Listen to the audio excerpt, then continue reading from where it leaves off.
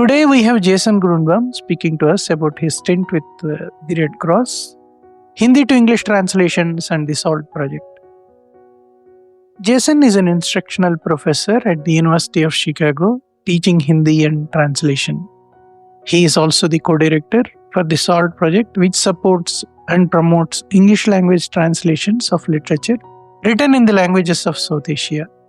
Jason has book-length translation from Hindi, include Uday Prakash's The Girl with the Golden Parasol, The Walls of Delhi, and co-translated Manzoor Ahtesham's The Tale of the Missing Man.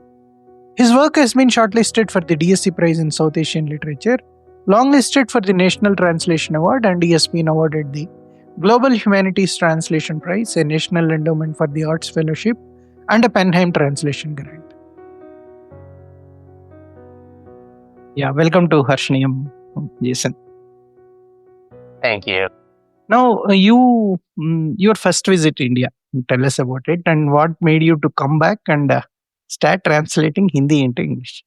Great, thank you. That's a great question, and I'm really excited to be here and to talk about all the things we're going to talk about. So, my best friend from high school. I grew up in Buffalo, New York, and his family was originally from Kerala. He was born in the U.S. Someone should write a book about his family. They were the first Indian family in Buffalo, New York, which is sort of hard to believe since Buffalo is a big city, and now there's a huge Indian and South Asian population, but my friend's name was Vijay Karta, and his father, Gopinath Karta, was a sort of world-renowned physicist and was, sort of like the runner-up for the Nobel Prize in physics at some point. So their family actually came to the U.S. before the immigration quota was lifted in the 60s. He had a sort of special dispensation from President Eisenhower at the time. So it was a, really kind of amazing history. Somebody should write a book about his family. Anyway, Vijay and I were planning on, doing the sort of classic backpack across Europe type of thing that a lot of U.S. High school grads do if they have the means to do so. But sort of at the last minute and through a sort of coincidence, his mother suggested that we join her and my friend's eldest brother, Krish, and his wife and their 3-year-old son, and go to India for 3 weeks. And, boy, did that sound fun to me, my 18-year-old self. So we packed up and we did this sort of whirlwind trip to India. We did spend about a week in the south, but we were also in the north and Agra and Delhi and Bombay at the time. And I had traveled a bit as with my parents, but I'd never been to anything remotely resembling India. And, my young self was just deeply impressed and moved and excited and felt like I really wanted to go back to India. I felt like there was so much I wanted to learn and study. I felt like, there was kind of an endless amount that I could, sort of sink my creative and intellectual teeth into, so to speak. So after I came back, I began plotting immediately my return to India. I started college and I wanted to study comparative literature. So in order, to study Comp Lit, you need a second language. So I thought, okay, I can study Comp Lit and I can go back to India and I'll need to learn an Indian language. And that'll also give me an excuse to sort of have a structure for my trip back to India. So after my second year of college, I looked into different intensive language programs. And the one that I picked was at UC Berkeley. At the time, they had this amazing, it was a 10-week intensive summer Hindi program, 5 hours of study a day, 10 weeks. I think it cost like $900 or something like that, which, was a bargain then and is even more incredible now. So I went out to California, went out to Berkeley, began studying this intensive Hindi course, saved some money, and then basically spent a year mostly in Banaras, but I also traveled around a lot. And studied Hindi in Banaras. And, I've always been a writer. That's always been an interest of mine. So, writing plus a second language just automatically equaled translation for me. And that was something that I was immediately drawn to. I mean, it seemed like the most natural thing in the world. So that was the sort of start of my journey, both with Hindi and as a literary translator. I came back to where I was doing my undergrad, and I also was doing a double major with South Asian studies. So for my senior thesis, I translated a selection of Premchand stories. Possibly not the most original choice for translating, but it was a real education for me, and I was fortunate to be able to work with some terrific people as an undergrad. My first translation workshop was with the legendary and sadly late Keith Waldrop, working with him and working with folks in the comp lit department, and it was just I think a very auspicious beginning for my work as a literary translator. Wonderful. Now, you also had a stint with Red Cross, I gather, and you were in J&K and East Timor. Yeah, yeah, that was so yeah, I feel like I've led several different lives at this point, as I'm sure many translators and many listeners of your podcast and many of us human beings have. So after I graduated from undergrad, I sort of won won the equivalent of the academic lottery and received a Fulbright to go back to India to continue working on some translation projects. And while I was there, again, one of these just sort of crazy coincidences. I think I owe my work with the International Committee of the Red Cross to a late Indian Airlines flight, which, of course, especially in the 1990s, I don't think there were any other kinds of Indian Airlines flights than late ones. So I was going to the Fulbright had kind of a mid-year conference in Udupi that year, and I was flying from Banaras to Udupi, of course, via Delhi. So, there was all sorts of misconnections and late flights. I found myself stuck in Delhi, and I knew that a guy who I had studied Hindi with in Berkeley was working there for the International Red Cross, and I knew he was an interpreter. I had no idea what he was doing, but I had his business card. I gave him a call, and he told me about the work they were doing, which was visiting detainees in Kashmir, Jammu and Kashmir, and it sounded incredibly interesting to me. And I decided I wanted to apply for the job, so I did. And from September 1996 until I think March of 1998, I worked as an interpreter primarily based in Srinagar, visiting different places of detention around the valley, visiting detainees there. It was a time during the conflict when the security apparatuses were sort of shifting from the BSF to more kind of local JKP, state security apparatuses and so on. And, I think I don't need to go into too much detail. People can, do their own research or probably already know about what sorts of experiences detainees had and probably continue to have in Jammu and Kashmir. But, it was a very intense experience of interpreting, both bearing witness to the treatment that a lot of the detainees had to endure. Also, we were the only international organization that were allowed to work in J&K at the time. The International Committee of the Red Cross, basically the way to work is for conflicts of a non-international nature, like Jammu and Kashmir, there has to be an MOU signed with the government to allow access. And basically you trade access for confidentiality.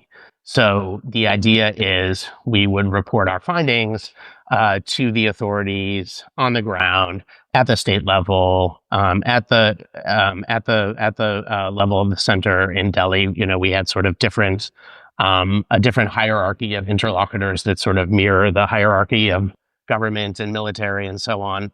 As you can imagine, it wasn't the sort of thing where you go in there and all of a sudden everything that was happening, everything that was bad, everything bad that was happening was suddenly, solved overnight. But one of the, I think, most important things that we did was we were able to register all of the detainees and follow them throughout the path of their detention. When they would be transferred from, interrogation centers or additional police lockups to quote unquote regular prisons like Srinagar Central or Baramulla or places like that. So it was, there was the sort of, very personal intensity of the work.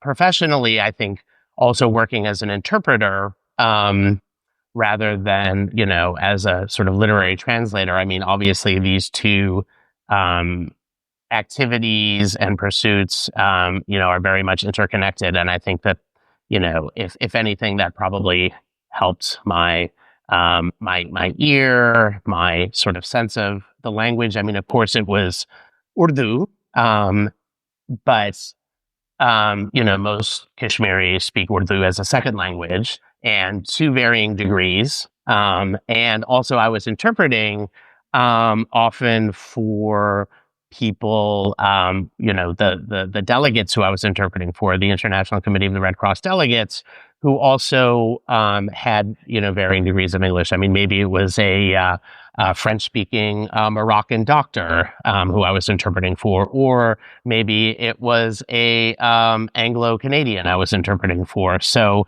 I think also that made me think very much about questions of audience in ways that, I probably hadn't before, because how I would translate, very much depended on, of course, or in that sense, interpreting who I was interpreting for. So, yes, after that, I became a delegate, which is a more generalist position in the International Red Cross. I worked in Kosovo for a year after the NATO bombing in 1999 and 2000. And then I worked in East Timor with the interesting title of protection coordinator, which sounds very sort of mafia-like in retrospect. But I worked there after the independence referendum and during the UN transition period in 2000 and 2001, sort of looking at the historical, disappearances that happened in East Timor at the hands of the Indonesians. So, yeah. And then I came back to the U.S. and did an MFA in fiction in New York. I decided that I was, starting to get burnt out from international humanitarian work, and thought that, well, I can always go back to that, since, unfortunately, war and armed conflict were and are a growth industry in this world. So I thought I would take a pause and focus on my writing, focus on my translating, and then see how things go. And that was 23 years ago. Before we move on to your work and translations, let's talk about SALT. SALT, you tell us about the initiation, how you guys started it. What are your objectives, immediate objectives? Great, thank you. So it's no, within the world of literary translation, especially in the sort of Western Anglosphere, I mean, it's no secret that there are languages that, are the usual suspects that are often the most translated, historically Western European languages and, um, more recently, because of various factors, including interventions by state literature institutions for different languages. There are certain language ecosystems that have are very robust, and there are lots of translations into English in the Western Anglosphere, or at least a not embarrassing number of them. And then there are the underrepresented and then severely underrepresented languages, which still probably represent the majority of speakers and literary traditions in the world. Obviously, among those translations from Indian and South Asian languages are incredibly underrepresented, particularly have historically been very underrepresented, particularly given the fact that 20% of the world's population lives on the Indian subcontinent.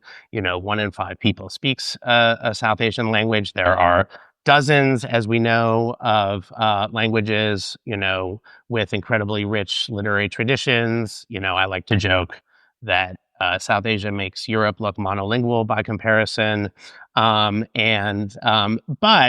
only 0.1% of the works translated or that would find themselves on bookshelves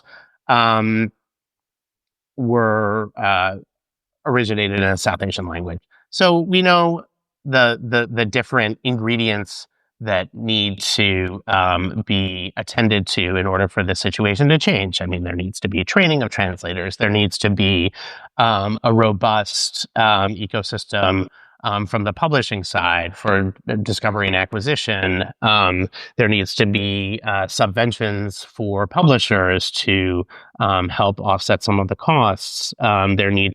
There needs to be different ways in which translators and publishers can travel to the place, and there needs to be publicity as well. And promotion. We've seen in other language contexts or regional contexts how attention to these different parts of the ecosystem has made a big difference. These different sorts of subventions. A group of literary translators, including Daisy Rockwell and Mahmood Rahman and Shabnam Nadia, and I, and of course many others, had been sort of looking at this problem from different angles for quite some time. Mahmood Rahman wrote this sort of legendary series of blog posts for Asymptote many years ago about the sort of missing South Asian literature in English. And then very fortuitously, the legendary Daniel Hahn identified a donor to help fund a 5-year project to basically attend to all of the things that I was just talking about. So we put together this terrific project proposal and decided to house the grant at the University of Chicago as a sort of institutional home. We're in our 3rd year now, and I'll talk a little bit about some of the things that we've done so far. We've, of course, because having trained translators is kind of the sine qua non of the whole enterprise. The first couple years of the project are more heavily weighted toward things like translator training. And then, there are some strands of the project like publisher grants to travel grants to India and South Asia, and other sort of travel grants that go through the entire 5 years. And then as we get more towards years 4 and 5, we're bringing promotion grants, online, as hopefully some of the projects that will have come up will come to fruition. So I mentioned translator training. There are two sort of main things that we've done so far. One is we've partnered with the American Literary Translators Association that has this longstanding and really terrific emerging translators mentorships.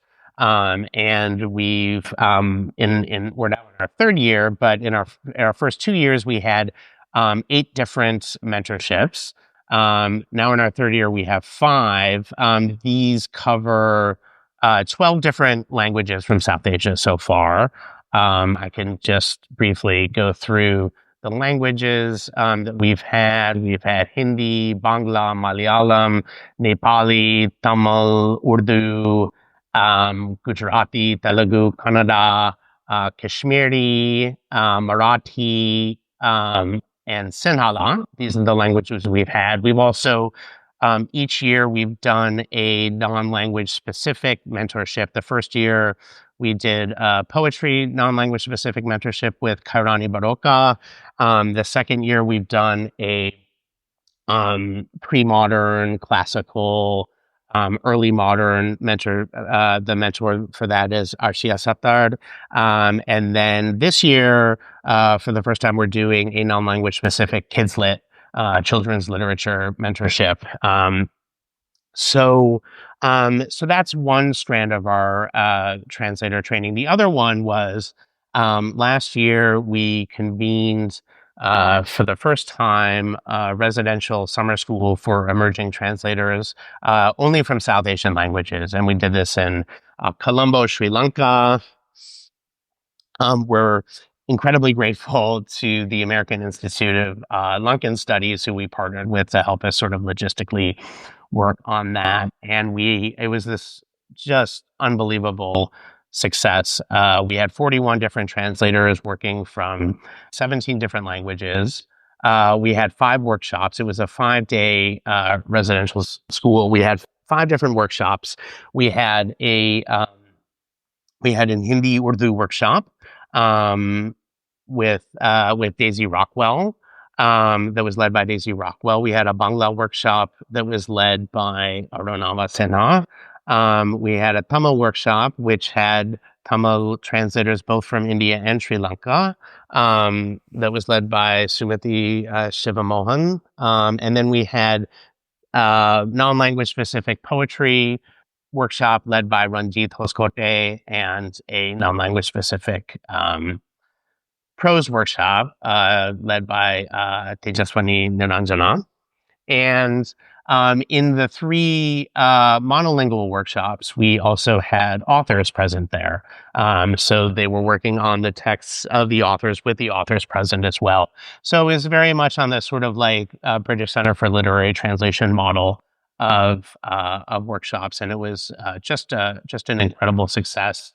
From that first year, we've also put together what we call the SALT First Look Showcase book, which basically has compiled samples from some of our mentors, from our mentees, from our first year, some of the summer SALT participants from the first year, and another thing that those of us who look at the missing South Asian literature in the Western Anglosphere have seen is that, of course, there is an incredible amount of literary translation happening in India and other places in South Asia.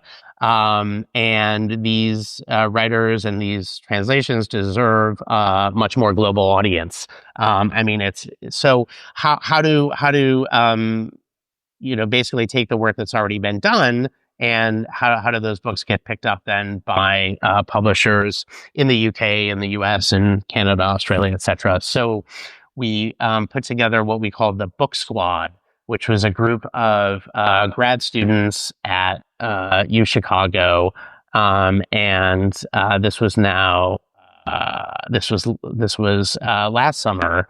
They read a bunch of books that had already been published in India, and did readers' reports on them. So this SALT First Look Showcase also includes readers' reports from many of those books. So we've circulating that among publishers. If you're a publisher out there who's listening to this, please write to us at saltproject@uchicago.edu, and we will send you a copy of it. But the idea is to just try to make these connections and make these links, and at least in the case of the work that the Book Squad has done with their readers' reports, allow books that are already acclaimed and widely read in India and South Asia to find a larger global audience. So we do a lot of things with SALT. So let me talk about a few more of the project strands that we do. So we also have a series of publishing travel grants for publishers. And we've every year we run a cycle of them. I mean, right now, I don't know when this is going to be broadcast, but we have our current travel grants for publishers open until the end of September. So we've given 19 travel grants so far to a mixture of bigger publishers, indie publishers, publishers who are based in the US, UK, Canada, and elsewhere, to magazines, literary magazines, and our hope is, and what we've seen is that these are leading to certainly lots of discoveries and hopefully many acquisitions as well. We're also opening for the first time this year travel grants for translators. So if you're a literary translator working based outside of South Asia, working on a project that you think you could really benefit from traveling to South Asia for, please do consider applying for a travel grant from us. So we've also been working with English Pen, and as part of their Pen Translates program, which is a program that is intended to help defray some of the costs of publication for publishers. We've given 4 Pen Translates grants so far. And the Pen Presents, which is a sample grant for translators, is currently being looked at. There have been lots of applicants for the SALT strand of that. So those should be announced shortly. Last year, so as part of our partnership with Alta and the Emerging Translators Mentorship, the mentees and mentors are able to travel to the Alta conference. This year it's in Tucson. Last year it was in Milwaukee. And we've received a little top-up funding from UChicago to bring the group to Chicago for some additional workshops and events. And there will be a public reading event at the really wonderful South Asia Institute in Chicago on Monday, November 10th. So if you're listening to this and you happen to be in Chicago, please do mark your calendars for that bilingual reading at the South Asia Center. So I'm sure I've forgotten about many things, but that's I think a pretty good overview of some of the work that we've been doing with SALT. We will talk about your work, your translations to be specific. Now, this question has 2 parts. Tell us about the writer Uday Prakash. And more importantly, you have been to India before and you traveled, I gather, even before reading Uday Prakash. How reading Uday Prakash and translating Uday Prakash changed your perspective towards India? Yeah, so I think that, the first thing that spoke to me with Uday's writing was just his voice. I remember the first short story of his that I read was called Paul Gomra Ka Scooter, Paul Gomra and his motor scooter. And I was just immediately taken by his his voice, which was very reminiscent of, just kind of oral storytelling. There was a kind of wry, very funny sensibility about it. His kind of meandering narrative style, reminded me very much of my time in Benares, where I would walk out of my door in the morning and plop myself down at a chai stall and just, talk to people all day long. And but also I think that his attention to two things. One was the impact of globalization and modernization in India, that happened in a sort of breakneck speed during the 1990s, and how that really affected the sort of everyman and the common man, and the publishing industry and so many different aspects of Indian society, but also his exploration of questions concerning the caste system as well, which I think were very important, which really was the sort of backbone of the themes that emerged with The Girl with the Golden Parasol. I was looking for translation project at the time, and that novel hadn't been translated. His translator at the time was the wonderful translator Bob Huckstead, who had translated many of his short stories in 2 volumes. One called Rage, Revelry, and Romance. That was the title of the collection. Another shorts, long shots, that was published by Kata.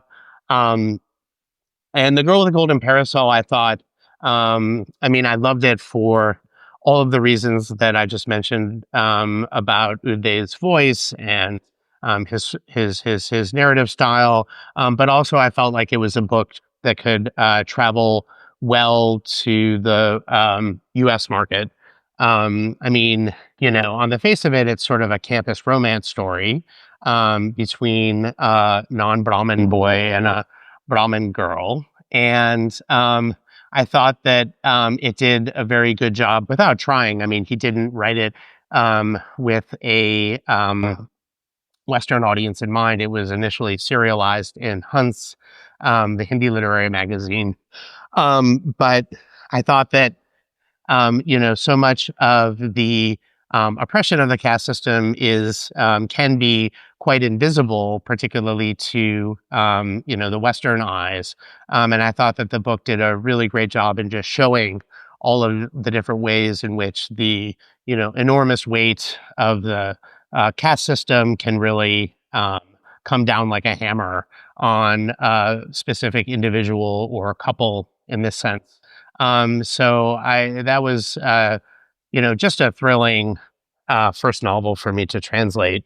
And I was lucky enough to find a U.S. publisher. It took some time. It was initially published in India by Penguin India, which was wonderful. And then a lot of U.S. publishers passed on it, but finally it found I think a terrific home with Yale in the Mark Ellis World Republic of Letters series that they have. And I felt like the book needed a bit of framing. One of the conversations that we translators have a lot are about prefaces or translators afterwards. Another book of Uday's that I did, The Walls of Delhi, which was basically a novella, Mohandas, and 2 short stories. I felt that didn't really need a preface, but I put a translator's afterword there. The Girl with Golden Parasol, I felt needed a little bit, more of a framing of the context about the caste system, but not very much at all. Just something to kind of calibrate the eyes of the readers in the U.S. But I learned, I think that I think that I've always been drawn to in life and in literature, kind of people on the margins. And, Uday's writing, is really almost exclusively about those who are forgotten, the sweeper in Delhi, the Dalit in the village, the child with the undiagnosable medical condition, things like that. And the way in which he humanizes these characters and builds these, rich and compelling narratives around them that both bring out an incredible depth of character, but also really help explore some of the larger societal forces at work that are, specific to India, but also I think have, kind of universal themes of hierarchy and justice and things like that. So that was I'm so grateful to have had the opportunity to translate those two books. And I gather in one of the interviews I read, Uday mentioning that this particular novel, Girl with the Golden Parasol, Penguin India stopped publishing it. Is it correct? I think that that's an interesting question. Yeah, I think that they have. I think that it is out of print in India. Yes, which is just a. I look at it as an opportunity for some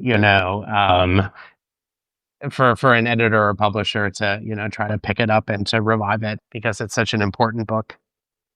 Now, what is the general perception in the West about Indian language translated fiction?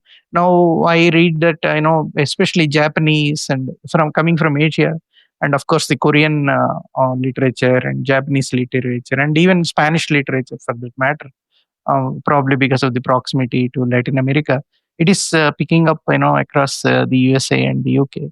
What is the general perception about Indian language translation? Yeah, that's a really good question. I mean, I think that it's changing for the better.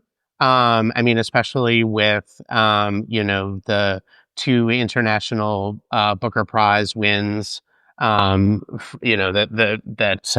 recently from Daisy Rockwell and Dima Bashti and for Tomb of Sand and Hardlamp. I think that there's more of an awareness. It's a blessing and a curse that there are so many amazing writers from India, from South Asia, from the diaspora, writing in English, right? And I've had these conversations over the years with people who, they read literature and they find out that I translate Indian literature and they say, "Oh, yeah, some of my favorite writers." And then you sort of see the wheels turning in their head, and I mean, maybe Amitabh Ghosh, or I mean, writers who write in English, right? And I mean, of course, so I think that there's there's a large space in the Western Anglosphere, a robust space in the market for Indian and South Asian writers who write in English. So that's great because there are so many wonderful writers. And I've talked about this before, but because it's sort of a zero-sum game. I mean, for publishers, in the sense that for every book that sort of checks the box of literature from India, it's I think seen as easier and a safer bet to publish something from English. So that means one less space on the proverbial bookshelf in the market for translated literature from India and South Asia. However, I think that is changing.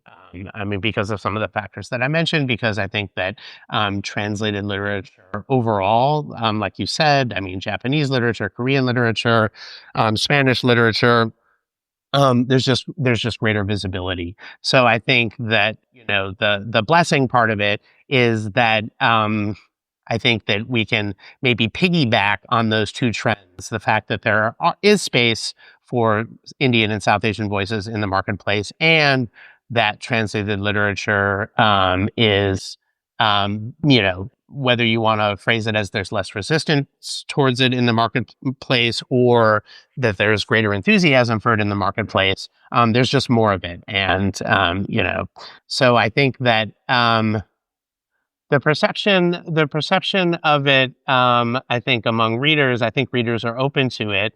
I think that, editors and publishers are more open to it than they used to be. But there still is a lot of resistance there. I think there's still, a lot of the kind of the prose, the narrative style doesn't necessarily conform to, certain aesthetic ideas that a lot of publishers and editors have. I mean, it's a lot of literature is very different. I mean, in terms of structure and voice and so many other things. And I think that it's perceived as quite often more difficult, more locally and historically specific, literature. So I think that's where the job of the translator, really, I mean, as we know, translators, 9 times out of 10 in the West are the, kind of agents for their writers. So I think that it's even more important to, really frame the literature in a way that gets you a foot in the door, like, hey, this is maybe more familiar than you think it is. I remember when I was, pitching The Girl with the Golden Parasol, I was like, it's somewhere, it's like a cross between Milan Kundera and Tristram Shandy, just like, I mean, just kind of anything to, I think, make publishers and editors who have certain biases that may be conscious or unconscious, make them feel a little bit more relaxed when they actually pick up the manuscript, to, maybe open their minds a little bit more. So, these are the kind of things. I mean, it's always important to kind of frame books in that way. When you're pitching them, with things that people already know. But I think it's even more important for Indian and South Asian literature and translation. Now, this is the final question. So, as a teacher of translation, do you have any specific advice to Indian language to English translators from India when they're trying to cater to the West? Yeah. I think that's a really interesting question. And, I wrote this essay many years ago called Choosing an English for Hindi. That was, kind of in this, that was in this volume, this really amazing volume that was edited by Susan Bernofsky and Esther Allen. And, I kind of talked about this, kind of piggybacking on our discussion we were just having, how, readers of, if you pick up a novel by a Japanese writer, that's a translated book, and there's not a tradition of English writing in Japan for a Japanese audience, whereas in India and South Asia, it's quite different. So, I mean, in that piece, I was kind of, talking about how the task of the translator is to make sure that no reader is left behind, but also the sort of added imperative of having to think about these different English reading audiences. One in South Asia that's going to have a little bit more of a closer cultural proximity to the work, even if they don't know the language necessarily, the source language, but also the reader in the West who maybe knows chai and yoga and whatever. And that's like, sort of the extent of things. And I think that, wanting to have, as Daisy Rockwell says, kind of as big of a tent as possible, that, all readers will be sort of welcome there. I don't want to try to, I call it like pre-chewing or over-translating the source text, so much so that the reader who is closer to the source text, maybe culturally, if not linguistically, will feel like, maybe it's almost over-explained, or over-glossed, within the text. And I think that I'm probably less inclined now as a translator to, cater to, or, feel like I have to really hold the hand of the Western reader for all sorts of different reasons. I mean, one is, obviously there's Google, so why would you put a glossary in there? I think that there are many times when we want to leave the original word or phrase from the source text in the English. I mean, a good reason is not because we don't feel like translating it or it's too hard to do. The reason is because it's a culturally significant word or significant for the worldview of the text. And it's important to leave it in the language, in the source language. If